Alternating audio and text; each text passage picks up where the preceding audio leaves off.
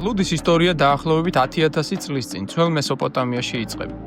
შუმერებს ლუდის ქალღმერთიც კი ყავდათ, ნინგასი.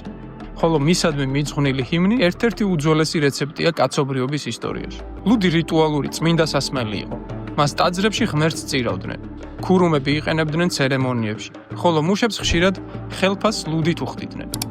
ძველ ბაბილონში ლუდი უკვე კანონით რეგულირდებოდა. ჰამურაბი თავის კანონებში ლუდის ხარისხსა და ფასს ადგენდა. გაყალბება კი ხშირად სიკვდილითაც კი ისჯებოდა. მესოპოტამიიდან ტრადიცია ეგვიპტეში გავრცელდა, შემდეგ კი ევროპაში.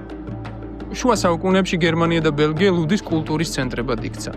მონასტრები ლუდსახარშებად გადაიქცა.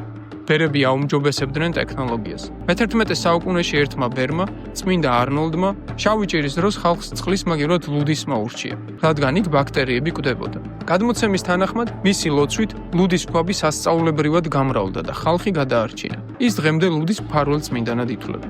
ლუდის კულტურა საქართველოში წოდითგანვე იკიდებს ფეხს. მთიან რეგიონებში ლუდი დღემდე რიტუალური სასმელია. მთაში მოხარშული ლუდი მხოლოდ სუფრისთვის არ არის. ის მზადდება წმინდა დღესასწაულებზე. ლუდის ხარშვა ხშირად კაცთა საკრალურ მოვალეობად ითვლებოდა და მას განსაკუთრებული წესები ახლავს. ლუდი აქაც არის ერთიანობის სიმბოლო, სოფლის, თემის და წინაპრების ხსოვნის.